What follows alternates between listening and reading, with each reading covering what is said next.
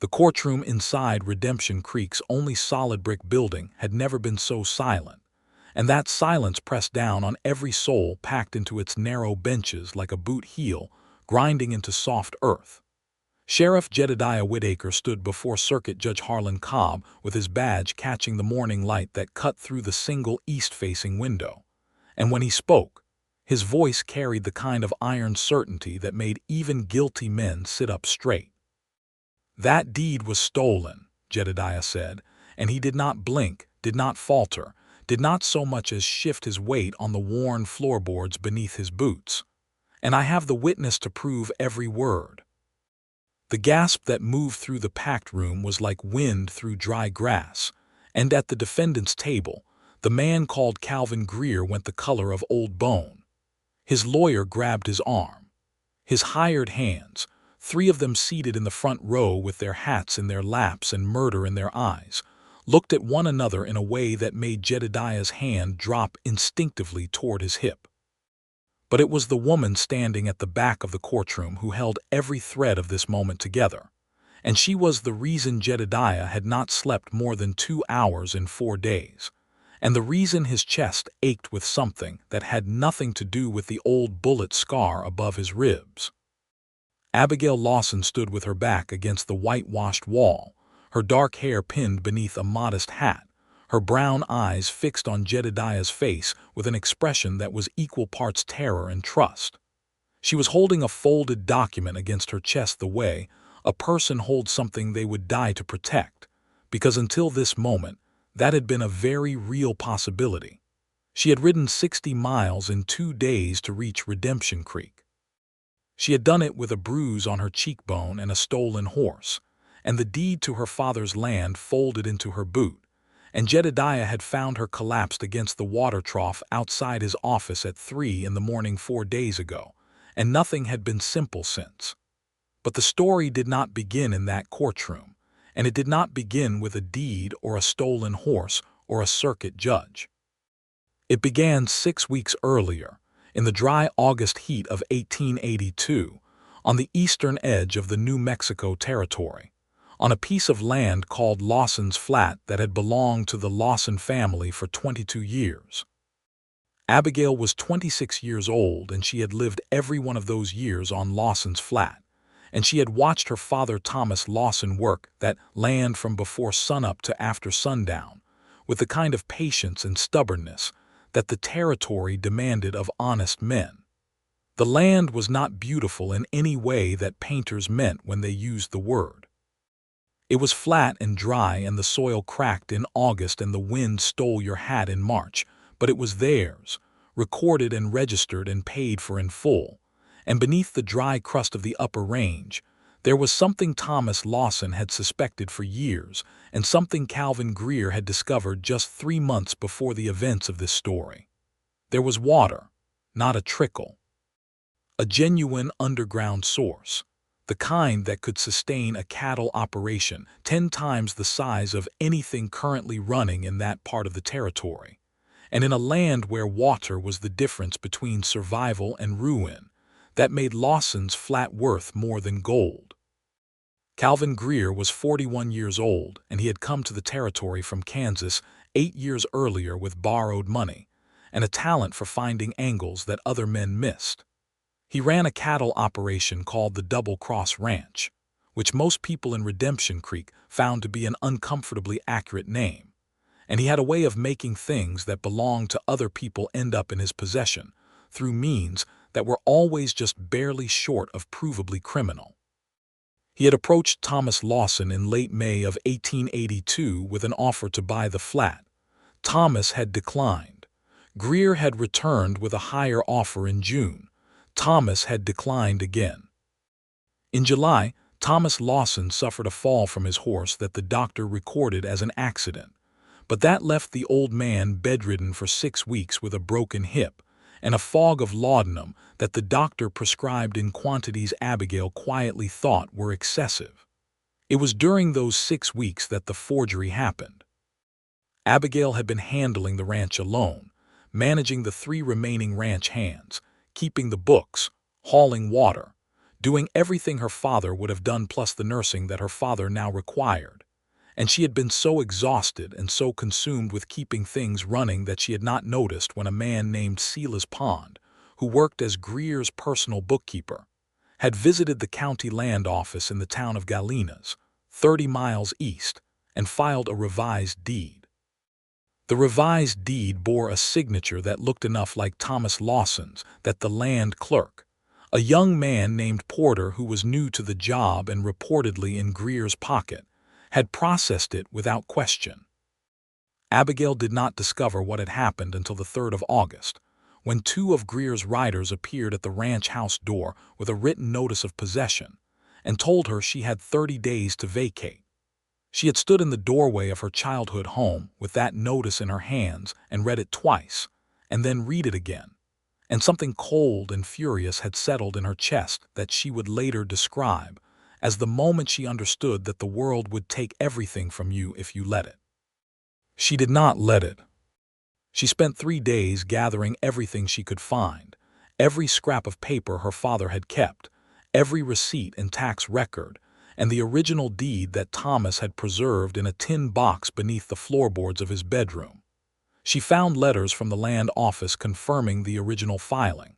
She found the surveyor's notes from 1860. She had enough to prove the forgery if she could get in front of someone who had not been bought.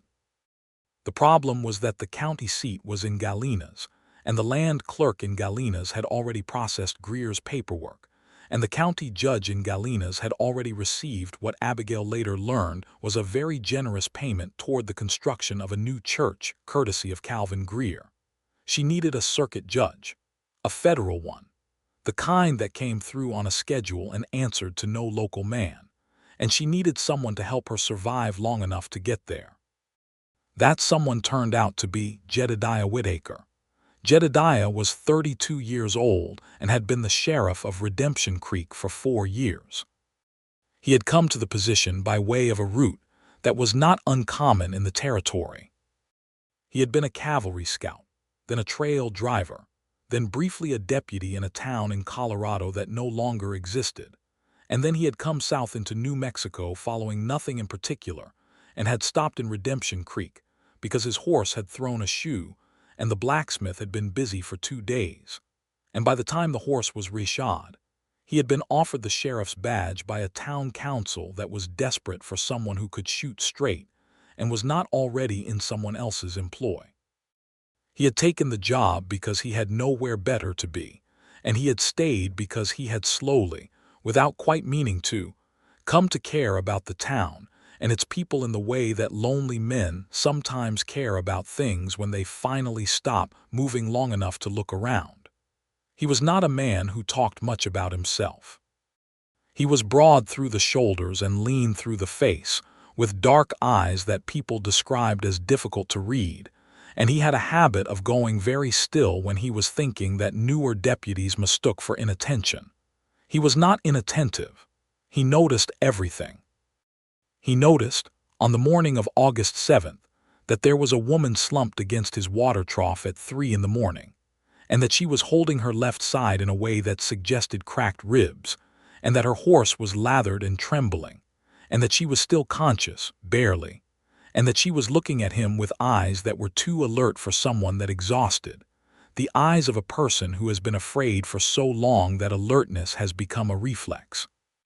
"You are safe," he said, because that seemed like the first thing she needed to hear. He was crouched in front of her, his voice low, his hands open and visible. "My name is Jedediah Whitaker. I am the sheriff here." "You are safe." Abigail Lawson looked at him for a long moment, and something in her face shifted, not relaxing exactly, but recalibrating. "I need a circuit judge," she said, and her voice was steady despite everything. He blinked. That was not what he had expected. "I am aware of what I look like," she added, answering a question he had not asked. "But I am not confused and I am not delirious. My name is Abigail Lawson. My father's land was stolen from him through a forged deed while he was bedridden. Calvin Greer orchestrated it. I have the original documentation and I have a witness. I need a circuit judge because the county judge has been bought, and I need to reach one before Greer finds me because he sent men to the ranch last night and I left through the back window." Jedediah was quiet for a moment. He turned to look at the dark street around them, checking instinctively for riders. There was nothing, just the wind and the distant sound of someone's dog. "How many men does Greer have?" he asked. "At least 15 on the payroll," she said. "He sent 4 to the ranch last night." "I did not wait to count the rest." He nodded slowly. "Can you stand?" "I think so." She could, though it cost her, and he did not offer his hand until it was clear she needed it. And when she took it, her grip was firm. He brought her inside the office and built up the stove and put water on for coffee and found the bandaging from the supply cabinet. And while she sat at his desk and told him the whole story from the beginning in a quiet, methodical voice that he found himself admiring for its precision, he listened without interrupting and assessed and planned. By the time she finished, the coffee was ready and the first gray light of morning was showing at the window. "Judge Harold Fenwick is the Territory Circuit Judge," he said. "He comes through Redemption Creek on the first Monday of each month. The next one is in 11 days. 11 days felt like a very long time when men were looking for her. "You will stay here," he said, not as a command but as a statement of what was going to happen. "We will get word to your witness. We will have everything ready when Fenwick arrives." Abigail looked at him across the desk, and he noticed that her eyes, which had appeared dark brown in the lamplight outside, were actually a shade closer to amber in the firelight, and that she had a quality of attention that was rare, a way of looking at a person as if she was genuinely seeing them. "Why would you do this?" she asked. It was not suspicion in her voice. It was genuine curiosity. He considered the question seriously because it deserved a serious answer. "Because it is the right thing," he said, "and because my job is to uphold the law and what you are describing is a crime, and if I let it stand because it is inconvenient to fight it, then this badge means nothing." She considered that. "Many men with badges have let things stand that were inconvenient," she said. "Yes," he said, "they have. I am not those men." She believed him. She was not sure exactly why, but she did. The next 11 days were unlike anything Jedediah had experienced in 4 years of sheriffing. He had handled cattle thieves and bar fights, and one memorable incident involving a runaway freight wagon and a very irate mule. But he had never had to keep a person safe for 11 days from an opponent with money and men, and a willingness to use both. He was subtle about it. He moved Abigail out of his office on the second day, and into the back rooms of the boarding house run by a widow named Clara Hutchins, who was 60 years old and unimpressed by powerful men, and who, when Jedediah explained the situation, had said simply, "Put her in the back room. I will say the room is occupied by my cousin from Santa Fe." He had also, on that second day, sent a wire to the town of Seco, 40 miles north, where a man named Elias Drum lived. Elias Drum was 70 years old, a retired land surveyor who had worked the territory since before statehood, and he was Abigail's witness.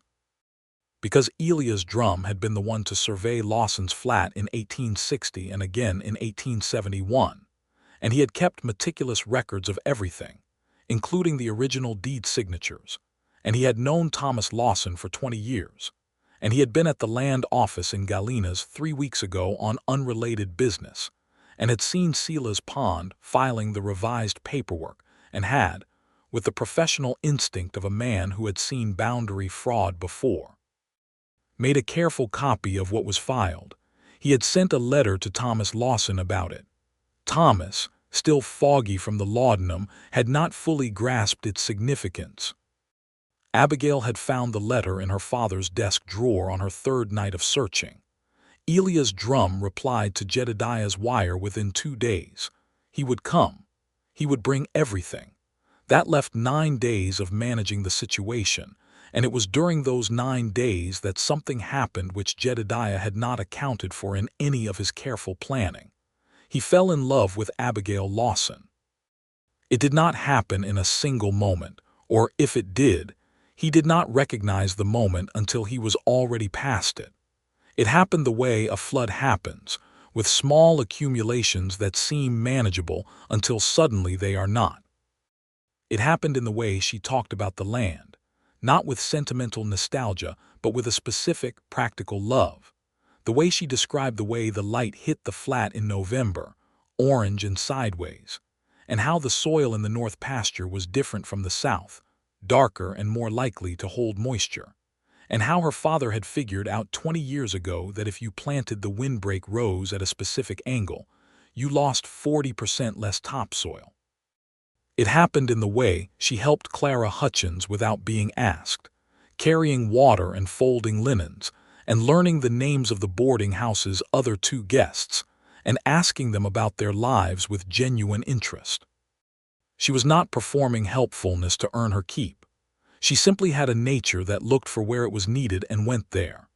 It happened in the evenings, when Jedediah would stop by Clara's on the pretense of checking on things, and he and Abigail would sit on the small back porch that faced the alley and the dry creek bed beyond, and they would talk quietly in the cooling dark.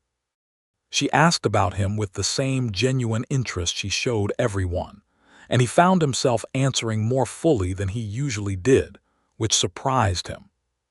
He told her about growing up in Missouri, about the war's shadow that had hung over everything when he was young, about his father who had been a blacksmith and his mother who had been a school teacher, and who had instilled in him a reverence for fairness that he had never been able to shake, no matter how many times the world demonstrated that fairness was not a naturally occurring phenomenon. She told him about her mother, who had died of fever when Abigail was 12, and how she had stepped into the running of the ranch household before she was old enough to have any choice about it, and how she had taught herself to read account books and survey maps and legal documents because her father had never thought to hire anyone for those tasks when he had a daughter who was clearly capable. "Did you ever want something different?" he asked, one evening on the 5th day. She was quiet for a moment, looking out at the darkened creek bed. A coyote called somewhere in the distance. "I used to think I wanted the East," she said. "Books and concerts and streets with gas lamps. I thought that wanting those things and wanting the land were incompatible, that you had to choose." She paused. "I think I was wrong about that. I think you can love a place and also want more than it can give you. The wanting and the loving are not enemies." He thought about that for a long time afterward. On the 6th day, Greer made his first move in Redemption Creek. He came in person, which Jedediah had half expected, with two of his hired hands and the lawyer from Galina's, a man named Beaumont who wore his suits too fine for the territory dust and had a handshake like a wet cloth. They walked into Jedediah's office at 10 in the morning as if they were expected. "Sheriff," Greer said, and his voice was the particular kind of friendly that wealthy men use when they are certain they are dealing with someone who can be managed. He was a heavy man, broad in the chest, with a neat gray beard and the kind of suntan that came from supervising work outdoors rather than doing it. "I understand you may have come across a young woman who has been spreading some unfortunate falsehoods about my land acquisition." Jedediah was behind his desk. He did not stand. "I am not sure who you mean," he said. Something flickered behind Greer's eyes. "Abigail Lawson, Thomas Lawson's daughter. She is apparently under some kind of misapprehension about the status of her father's property, which was legally transferred to my ownership pursuant to a deed agreement that Thomas Lawson himself signed."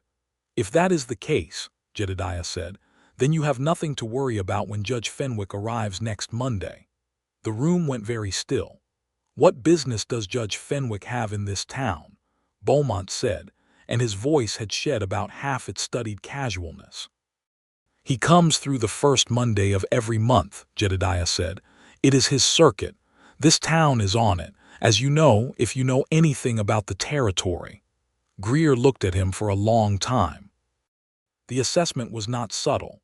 "I would like to remind you, Sheriff, that the Double Cross Ranch employs a great number of the residents of this county, men with families, men whose livelihoods are connected to the continued success of my operation." He said it carefully with the smile still in place, but the meaning was clear. "I appreciate the reminder," Jedediah said. "Was there anything else?" They left. Jedediah waited until he heard the horses go, then walked to the window and watched them ride out of town. Greer did not look back. Jedediah went to the boarding house that evening and told Abigail what had happened. She listened with her hands folded on the table, and he noticed that she did not flinch, not even at the implicit threat.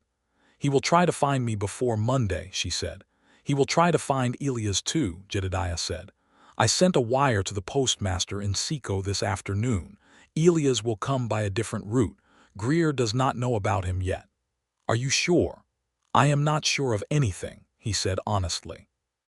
"But I have been in difficult situations before, and I have learned that the best preparation is the one that accounts for the other side being smart." She looked at him in the lamplight, and there was something in her expression that he could not quite name, something that made his chest do something inconvenient and distracting. "You are very good at this," she said. "At what?" "At making people feel safe when things are genuinely dangerous," she said. "It is not a dishonest thing you are doing. The danger is real, but you carry it in a way that does not transfer the weight to everyone around you. That is a rare quality." He did not know what to say to that, which was not an experience he had often. On the seventh day, one of Greer's men was seen asking questions in the saloon about whether anyone knew of a woman traveling alone through the area. Jedediah's deputy, a young man named Fletcher who was 23 and earnest to a fault, reported this without being asked. Jedediah told Fletcher to mention loudly to anyone who asked that he had turned away a lone woman traveler 2 days ago who had been heading toward Las Vegas, which was the territory's larger town to the northeast. It bought time. On the 8th day, Elias Drum arrived. He was a small, bony man with white hair and fingers stained permanently with ink, and when Abigail saw him, she crossed the room and took both his hands in hers and said, "Thank you for coming, Mr. Drum. You are a brave man."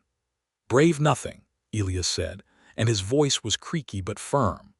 "Your father was a good man and a good neighbor, and what Greer did is wrong, and I have been around long enough to know that silence about wrong things is just a slower kind of cowardice." He laid out his documents on Clara's kitchen table that evening, and Jedediah and Abigail sat across from him and went through everything, and Elias explained each piece with the precision of a man who had built his career on exactness. The original deed bore Thomas Lawson's signature, as recorded in the land office in 1860. Elias had a certified copy of that original filing. The revised deed that Greer had filed showed a signature that, under close examination, had subtle inconsistencies in the letter formations, particularly in the capital T and the looping of the double S in Lawson. These were the kinds of differences that a trained eye caught. Elias' eye was very trained. Beyond the signature comparison, there was the matter of the purported debt agreement that Greer claimed underpinned the transfer.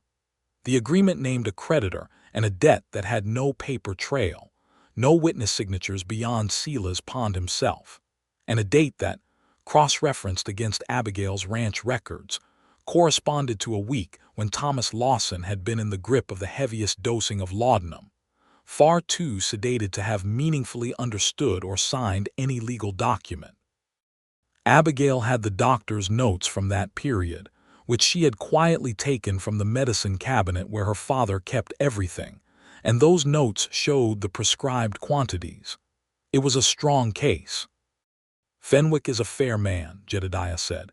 "He has no ties to Greer. He works the Northern Territory circuit and his reputation is clean." "It needs to stay clean," Elias said, peering at him over his spectacles. "Greer has long arms." "I know," Jedediah said. "That is why Fenwick will not receive any communication from Greer's people between now and Monday. I intend to make sure of that personally." The 9th day was quiet, which Jedediah did not trust. He spent the day making arrangements, speaking privately with the 3 most reliable men in town: a carpenter named Horace who had served as a volunteer lawman in Colorado, the blacksmith Abraham who was large enough to be persuasive simply by being present, and Clara's adult son Marcus, who had ridden cattle drives for 12 years and was calm in almost any situation. He asked them to be at the courthouse on Monday morning, not as deputies, not armed in any official way, just present, visible, a reminder that the town had bones in it.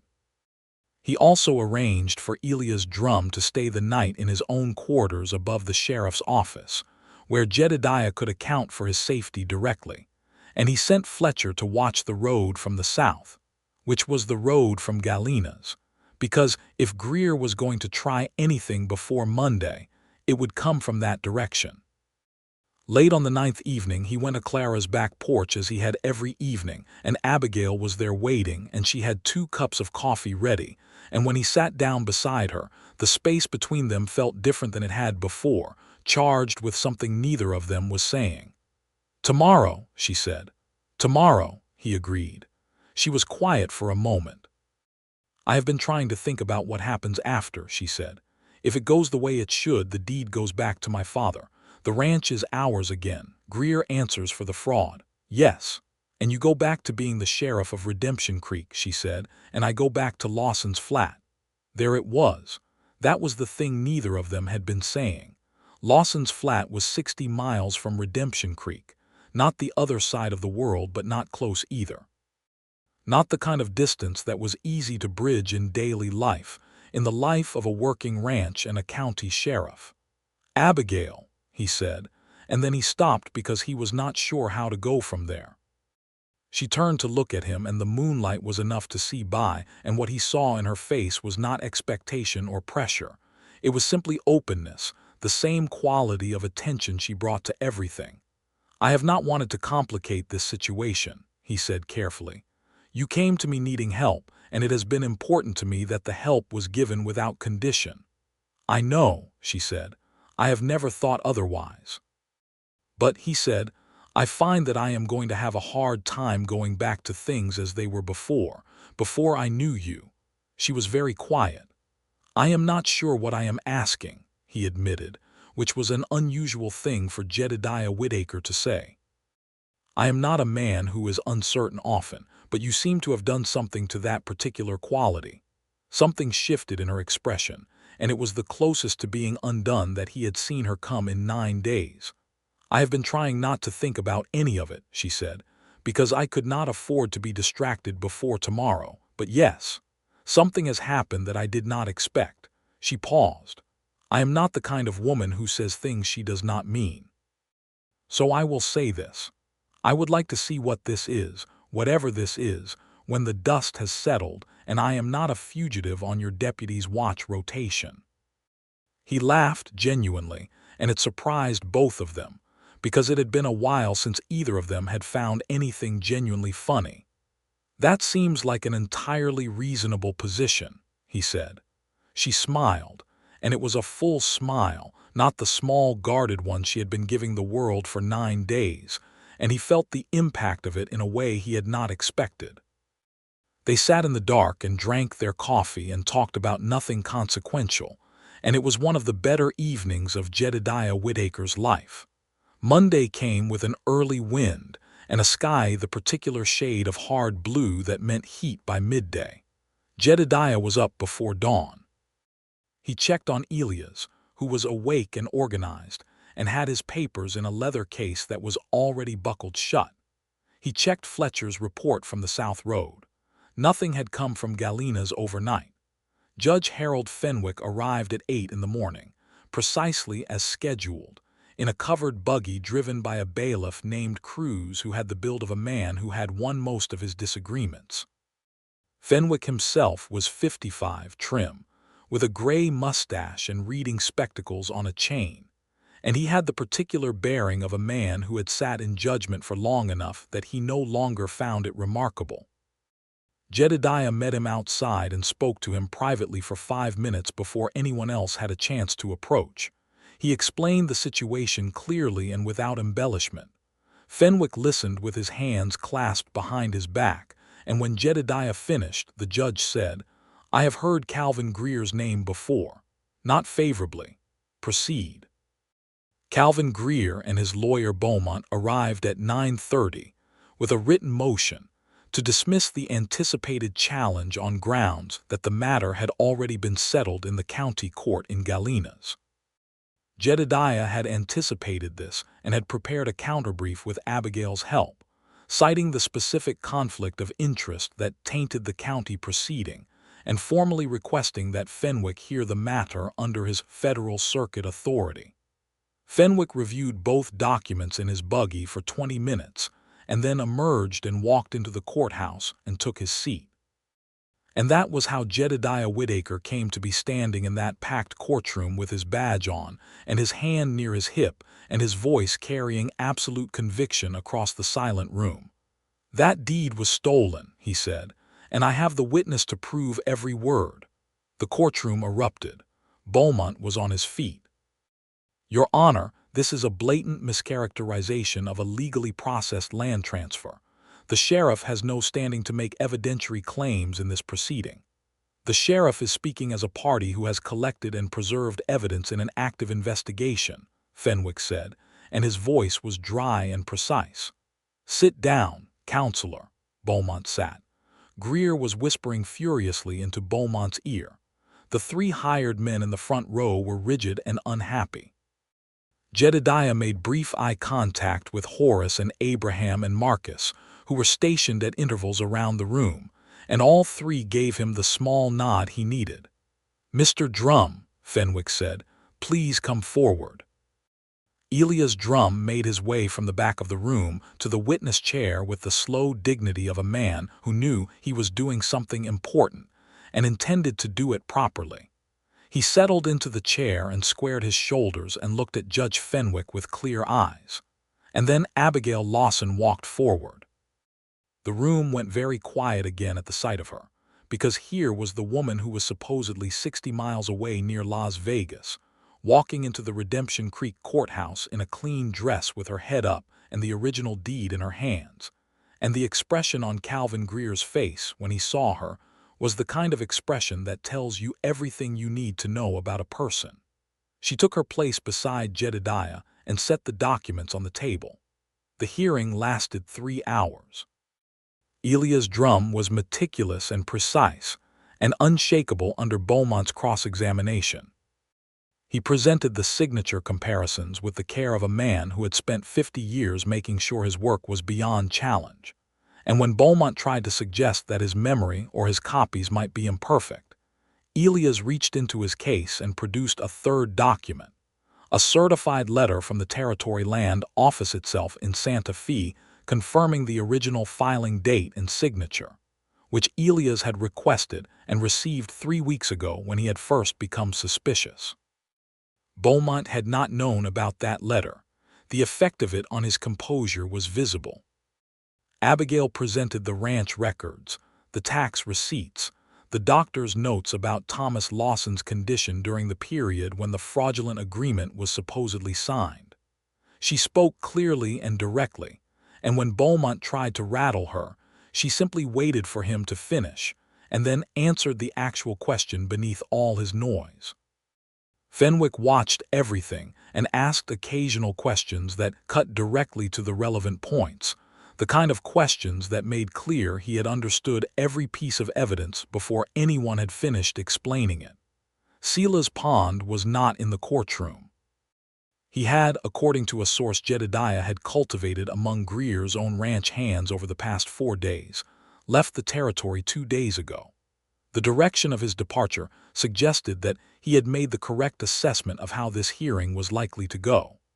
At 12:30, Judge Fenwick removed his spectacles and cleaned them with a cloth in a way that managed to convey absolute authority, and then he put them back on and looked at Calvin Greer over the tops of the frames. "In the matter of the Lawson deed," he said, "I find that the documentation presented establishes beyond reasonable doubt that the land transfer recorded in the Galena's land office on the 19th of July, 1882, was effected through forgery and fraudulent representation. The transfer is void. The original deed, as registered in 1860 and confirmed by the Territory Land Office in Santa Fe, stands valid. The property commonly known as Lawson's Flat, comprising the acreage described in that original registration, reverts immediately and in full to Thomas Lawson and his legal heirs." He paused. Additionally, I am referring the matter of the forgery and the fraudulent debt agreement to the Territory Attorney General for criminal prosecution. The county proceeding in Galenas that approved the original transfer is referred for review given the apparent conflict of interest. He looked at Greer steadily. Mr. Greer, I would advise you strongly not to leave the territory pending that investigation. Beaumont was writing furiously. Greer was very still, and then it was over. The courtroom erupted again, this time differently, with the particular sound of a crowd that has watched justice arrive and is genuinely surprised by it, that undercurrent of relief and something almost like wonder. Jedediah turned and found Abigail beside him, and her composure had finally cracked, just at the edges, her eyes bright and her breath unsteady, and he did something that surprised them both. He reached out and took her hand, just that, his hand around hers. She held on.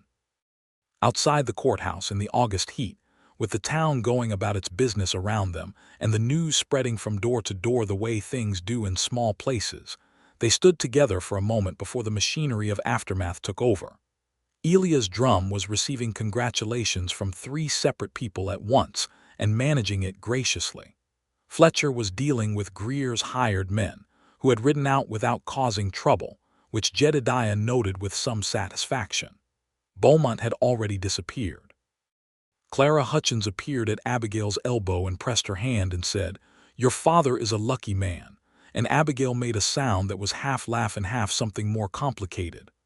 "I need to get home," Abigail said, and when she said it, her voice had that same steadiness as always, but underneath it, Jedediah could hear the weight of what home meant and what had almost happened to it. "I know," he said. "How long will it take to set things right there?" "A week to get the ranch hands back and properly organized. The notice of possession has to be formally recalled. I need the ranch hands who left to know they can come back." She was already thinking through it, step by step. "And my father needs to know what happened. He does not know any of it yet." "I will escort you," Jedediah said. She looked at him. "The Territory Attorney General referral does not protect you from Greer's bruised pride overnight," he said. "I will escort you home and see you settled, and then I will come back." She considered arguing. He could see her considering it. And then she nodded once, the way she did when she had made up her mind. They rode out the following morning. Elia's drum rode with them as far as the northern fork, where his road to Seco diverged.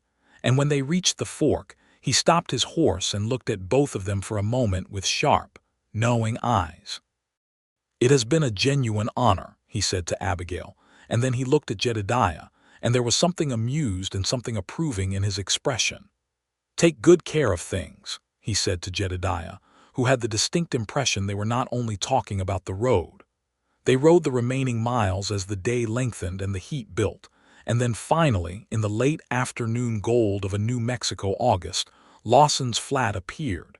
It was exactly as she had described. Flat and dry and wide and lit from the west with sideways amber light that made everything look like it was made of something older and more enduring than ordinary material. A low ranch house, a barn, a windbreak row of cottonwoods that were placed at the particular angle she had told him about. Abigail pulled her horse to a stop at the crest of the low rise that looked over it, and she was quiet for a moment, just looking, and Jedediah stopped beside her and said nothing because nothing was needed. "Home," she said finally. "Yes," he said. Thomas Lawson was inside, slower than he had been before the injury but alert and fully recovered from the laudanum haze that had clouded his understanding for weeks.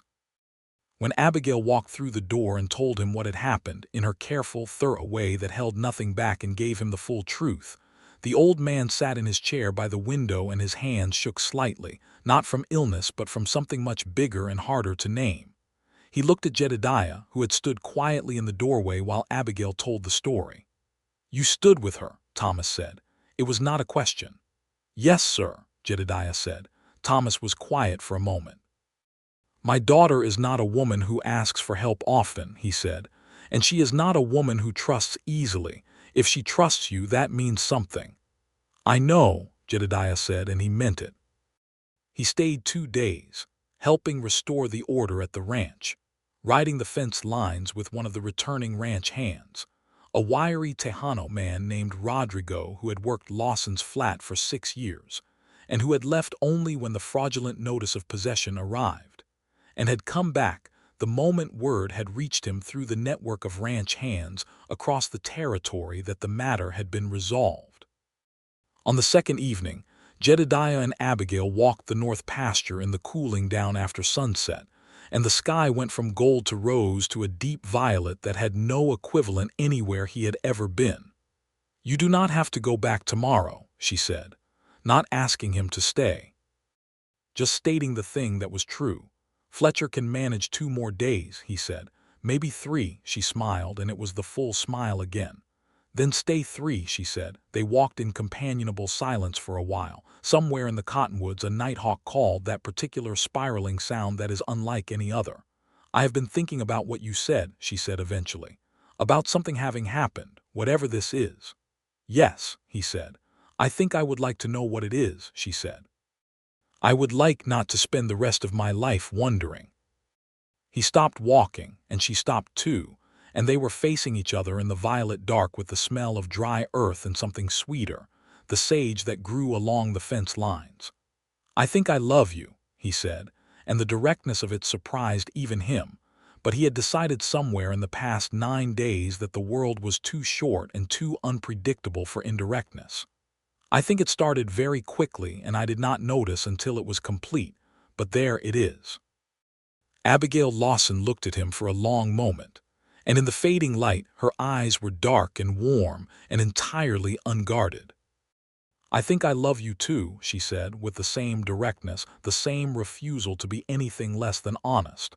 "And I want to be clear that I am not saying it because you helped me, because what you did for me I would give back if it meant I could say it freely." "It is free," he said. "Everything that happened was separate from this." "Then yes," she said. "Yes." He kissed her in the dark of the north pasture of Lawson's flat, with the nighthawk calling and the sage on the air and the star-scattered sky opening enormous above them.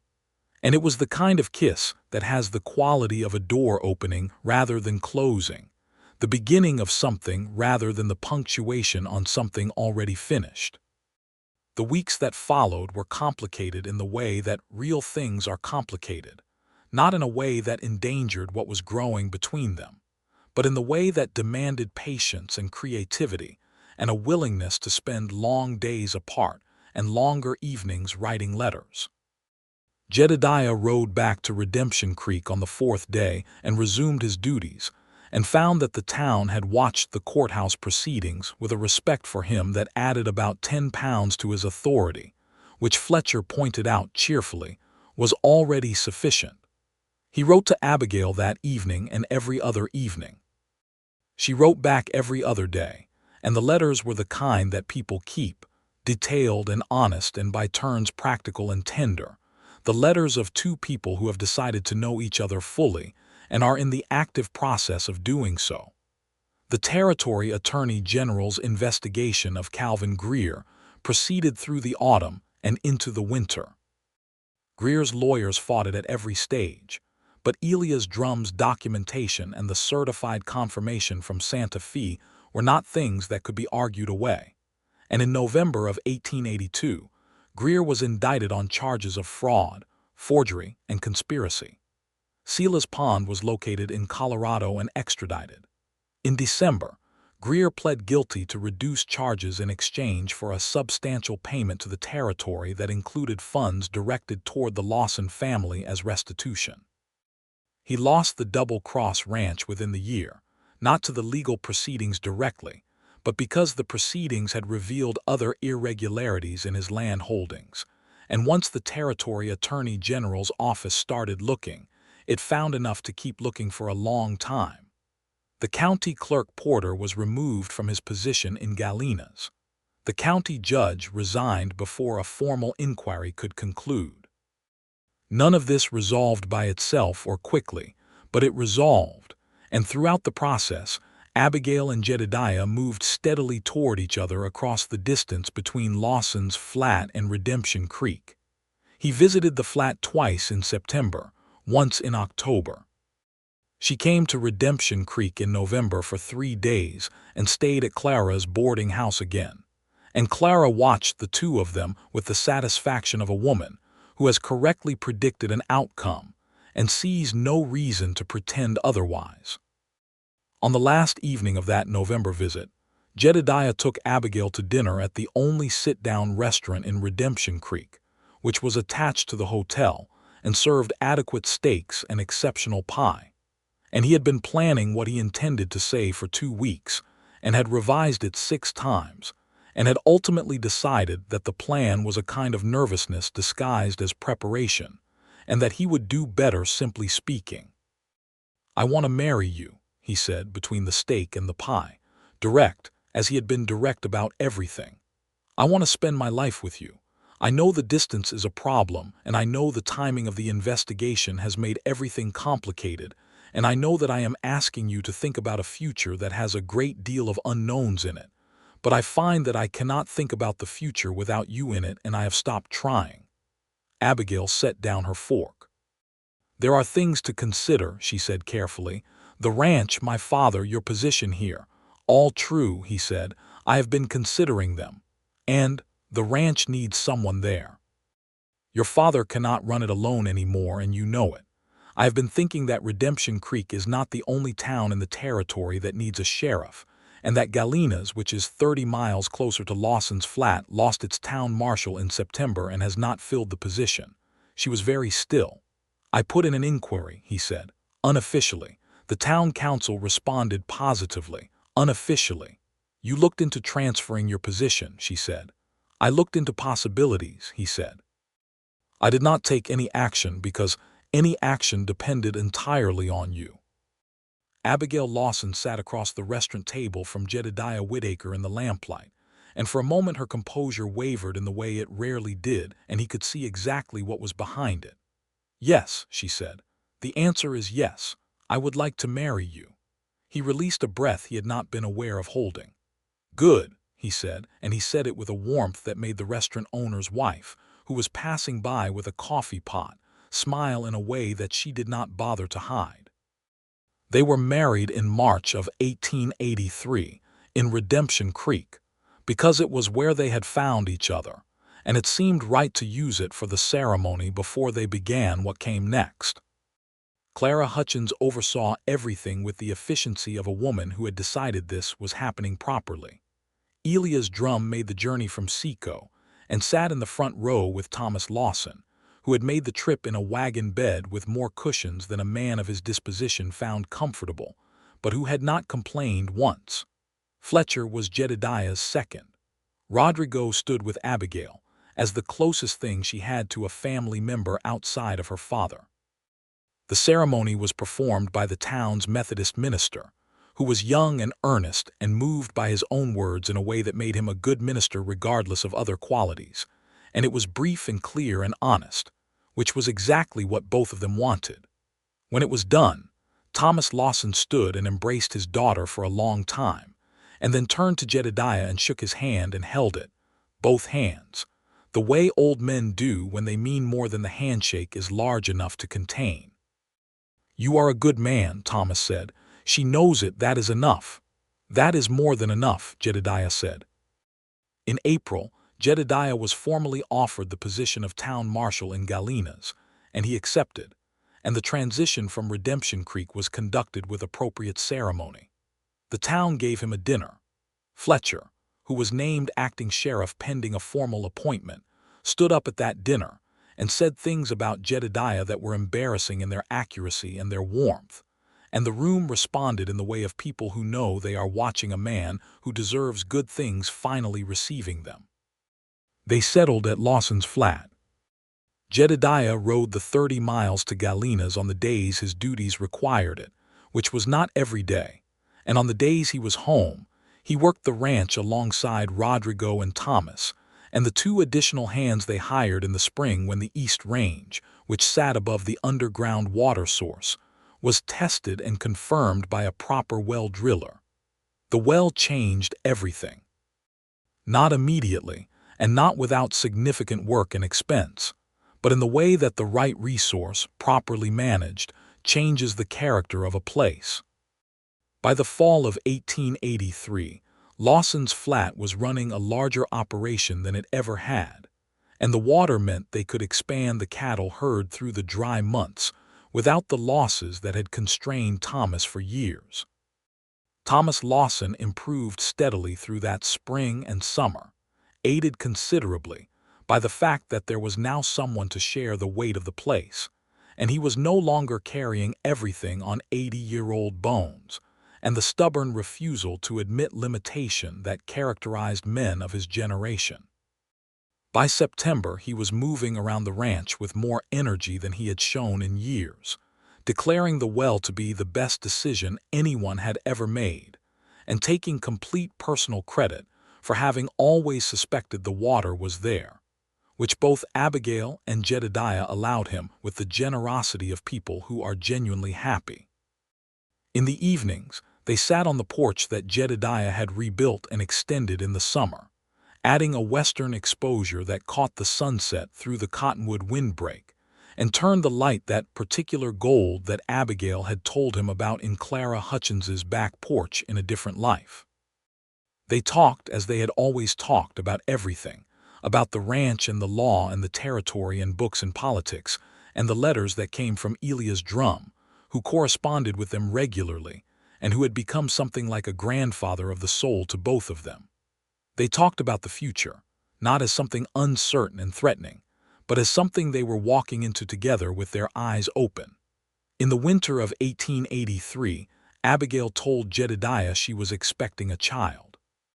He received this information standing in the kitchen with a cup of coffee in his hand, and he was very still for about 3 seconds in the way that he was still when he was processing something important. And then he set the coffee cup down very carefully on the table and crossed the kitchen and took her face in both hands and kissed her forehead and her cheeks and then her mouth, and she was laughing by the time he finished. "I take it that is a satisfactory response," she said. "It is the best news I have received in my life," he said, with the complete conviction of a man who does not say things he does not mean. Thomas Lawson received the news with a silence that lasted about 4 seconds, and then broke into something that no one on Lawson's flat had seen from him in a very long time, which was pure uncomplicated joy, unguarded and full. He sat in his chair by the window and his eyes were wet, and he did not pretend they were not. The baby came in August of 1884, on a hot afternoon with a wind from the south, and the smell of rain on it that did not arrive until the following day.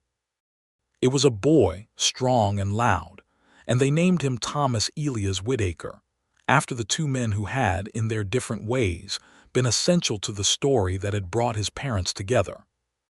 Rodrigo, when informed, produced from somewhere on the ranch a bottle of rye whiskey that was genuinely excellent and whose provenance he declined to explain, and he and Jedediah and Thomas sat on the porch in the evening while Abigail slept and drank it in the manner of men marking something that matters. Young Thomas grew at the pace that healthy, well-loved children grow, which is simultaneously too fast and exactly right, and the ranch grew with him. By 1886, they had expanded the herd to a size that required 2 additional full-time hands and a seasonal crew, and Abigail had taken over the accounting for 3 other ranches in the area, because her reputation for precision and her understanding of land law had spread in the way that genuine competence spreads in communities that need it. Jedediah continued as Marshal of Galenas through 1885 and into 1886, and in that time, he built a reputation in the county that was not unlike what he had built in Redemption Creek, the reputation of a man who was fair and firm and who could not be bought or intimidated, which was a rarer combination than it should have been in the territory and which made him genuinely valuable. He handled the Galenas position until the spring of 1886, when Thomas Lawson's health began to decline again, this time not from an injury but from the slow diminishing that comes to men of his age. It was not sudden. It was the kind of decline that announces itself gradually, in the shorter steps and the earlier evenings and the increased time spent sitting in the chair by the window. Jedediah resigned the marshal position in April of 1886 to be full-time at the flat. He did not find this difficult. He had given enough of his years to the law, and he had done the work honestly and well, and now he had something else to give his years to, something that felt equally essential. Thomas appreciated the company, though he did not say so directly, which was consistent with his character.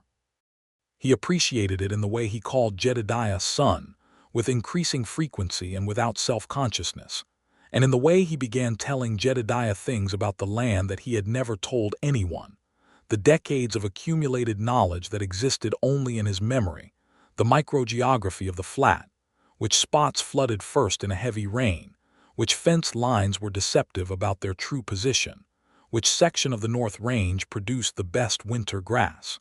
He was passing it on. He knew it and Jedediah knew it, and neither of them put it into words.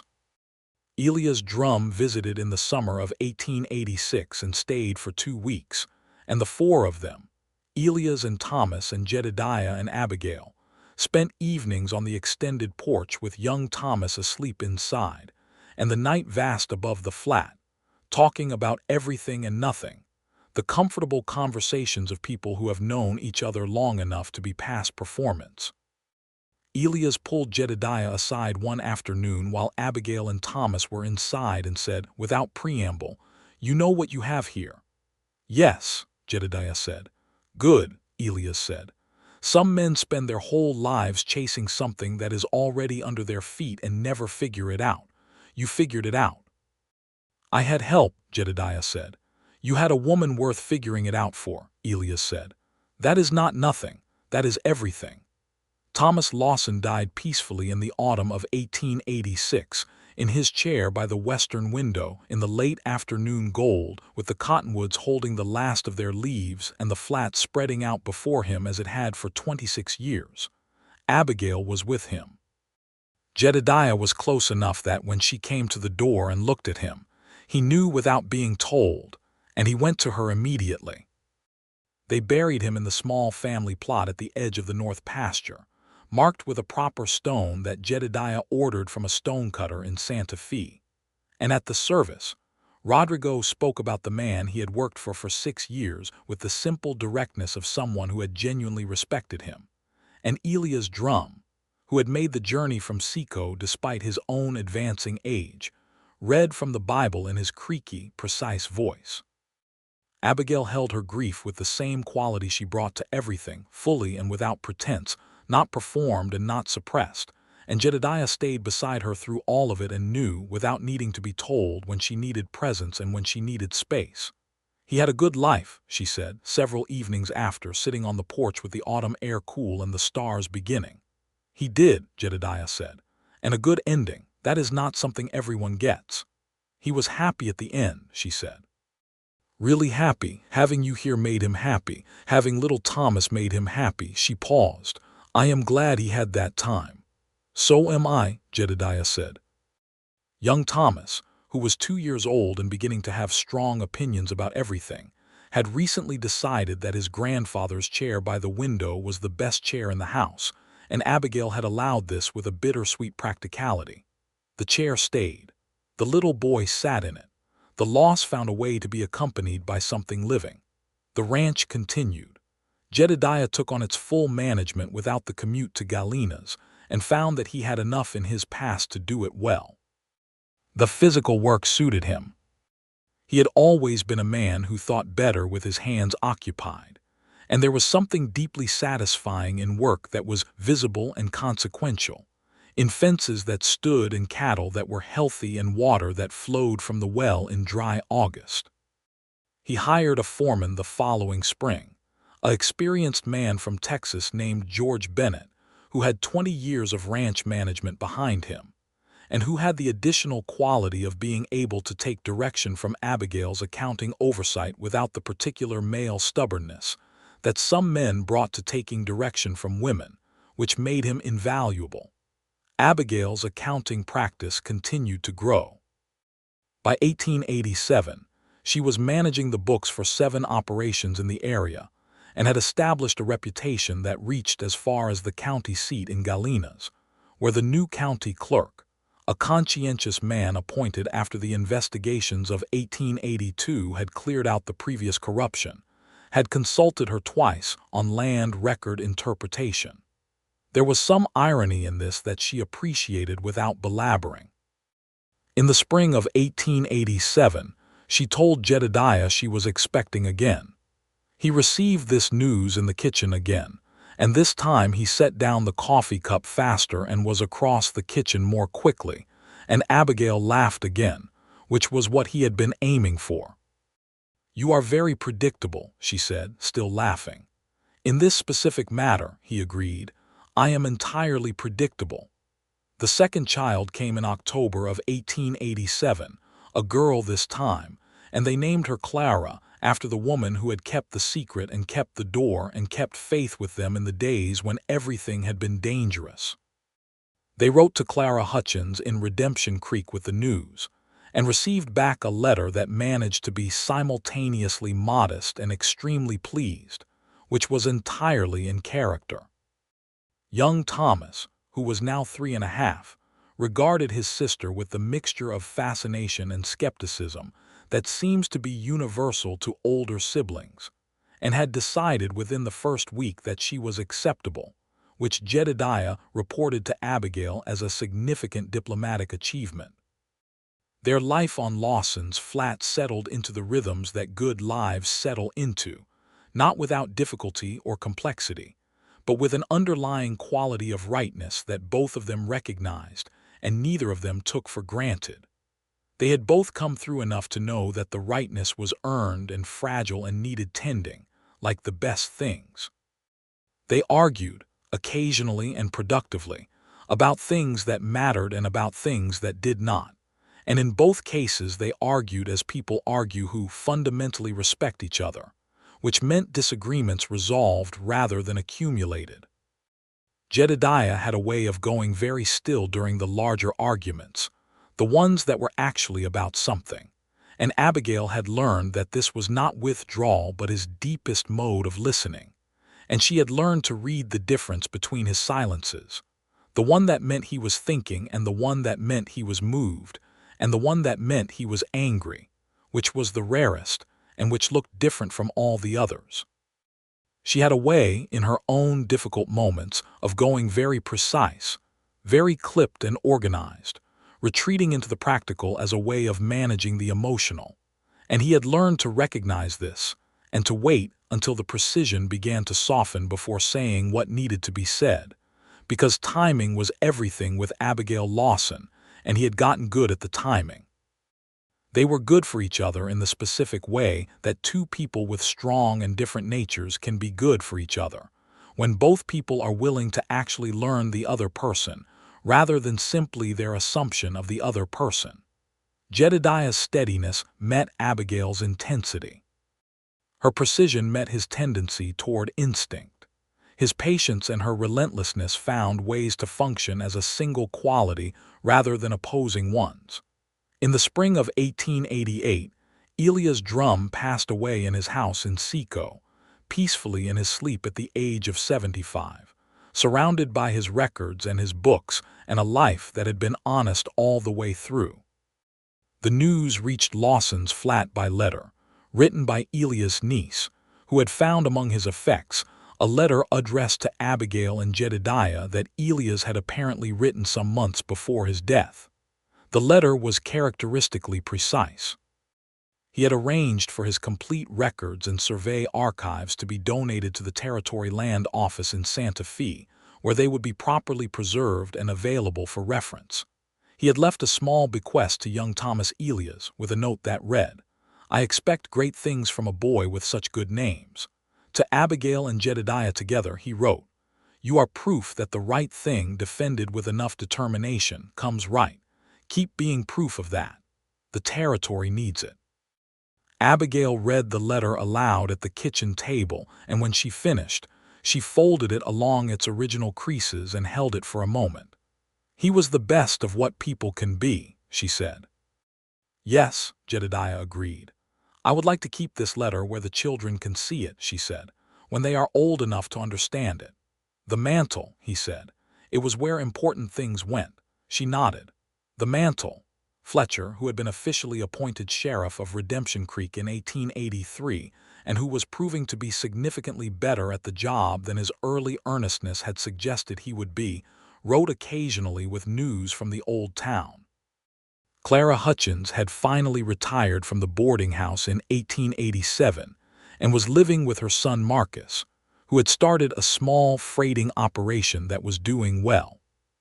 The town itself had grown, which was the pattern of territory towns in this period, and there was now a schoolhouse and a second church and a railroad spur under discussion that would, if it materialized, change everything again. The territory itself was changing in those years at the pace of a slow tide that seems gentle until you look back and realize how far up the beach it has come. The railroad lines were spreading. The cattle drives were changing in character as the markets changed. The territorial government was becoming more organized, which was both a good thing, because it meant less room for the kind of lawlessness that had allowed men like Greer to operate, and a complicated thing, because more organization meant more bureaucracy, and bureaucracy had its own forms of corruption. Jedediah watched these changes with the thoughtful attention of a man who has seen enough of human nature to be neither surprised by its failures nor cynical about its capacities. He talked about them with Abigail in the evenings, and she had opinions always, shaped by her position at the intersection of the legal and the practical through her accounting work, and her knowledge of how land and money actually moved through the territory. The New Mexico Territory would not achieve statehood until 1912, still decades away, but the shape of what it would become was already being roughed in during those years, and both of them were part of that shaping in the small but real ways that individuals shape the places they inhabit when they live with integrity and care. In 1889, Abigail told Jedediah she was expecting a third time. He received this news in the kitchen, and he set down his coffee cup so fast that it spilled, and she burst out laughing before he was halfway across the room, and he was laughing too by the time he reached her, and they stood in the kitchen of Lawson's flat in the morning light with the coffee spilled on the table and young Thomas making sounds in the next room and baby Clara beginning to stir, and the laughter felt like exactly what it was, which was the sound of two people who are genuinely glad about their life. "Are you ready for a third?" he said, her face in his hands. "I am ready," she said. "Are you?" "I have never been more ready for anything," he said. The third child arrived in the summer of 1889. Another boy, healthy and loud in the way that Whitaker children apparently came into the world, and they named him James, after Jedediah's father, and they planted a new cottonwood at the edge of the north pasture to mark the occasion, which was a tradition Abigail had invented with Thomas Elia's birth, and which meant that the windbreak line was beginning to have a personal history alongside its practical one. George Bennett, the foreman, whose own family had grown in the years he had worked at Lawson's flat, came to see the new baby and said that at this rate they were going to need a larger house, and Jedediah had looked at Abigail, and she had looked at him, and they had both started thinking about it in the way that two people think about something when they have already privately been considering it.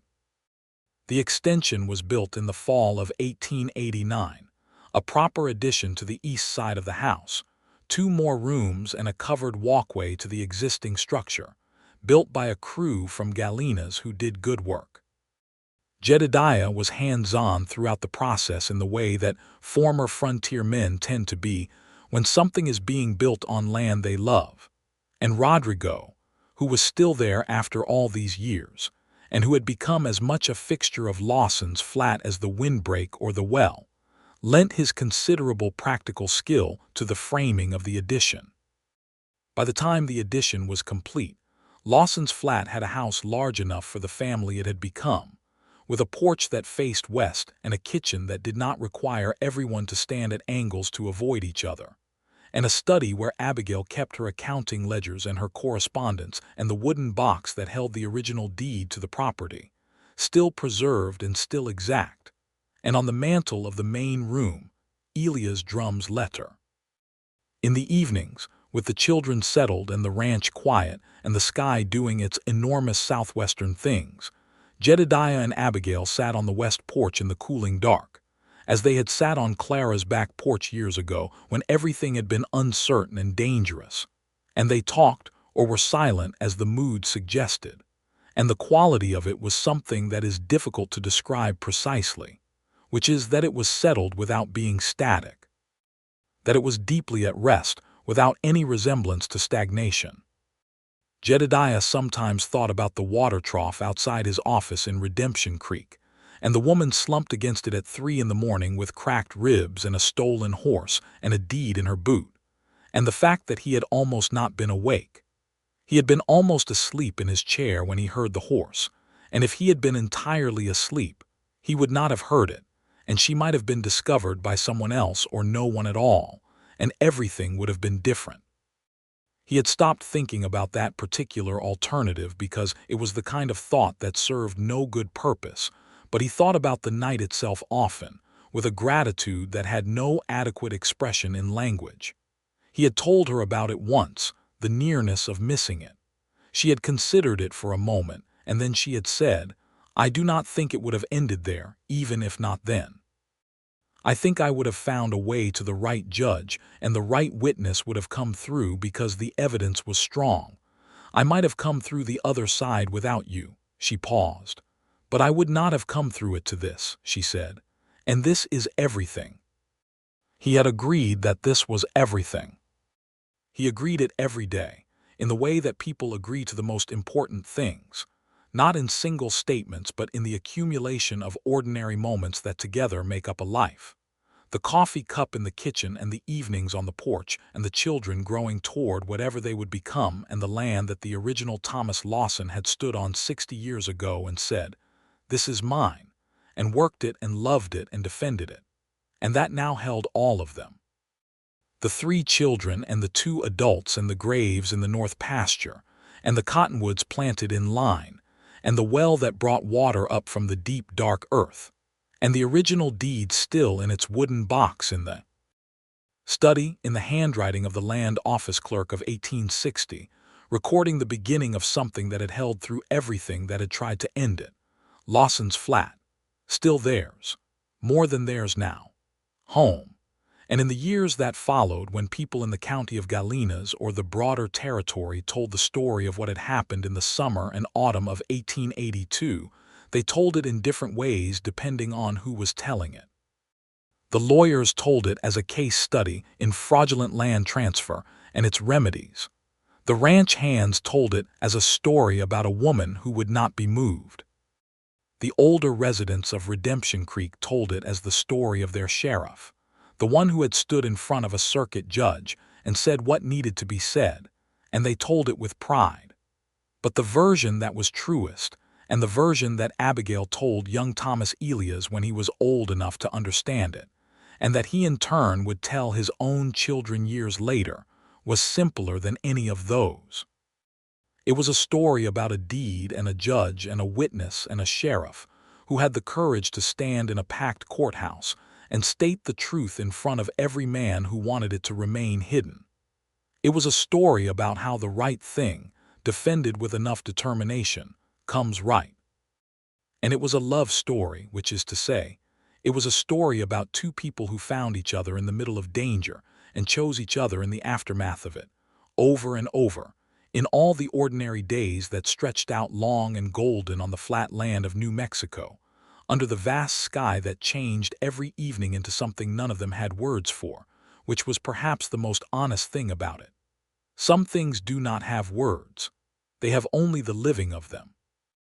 And they lived it, Jedediah Whitaker and Abigail Lawson Whitaker, on Lawson's Flat in the Territory, in the last decades of the Wild West before the century turned and everything became different. And while it was happening, they knew they were lucky, which is the rarest kind of luck, the kind where you know.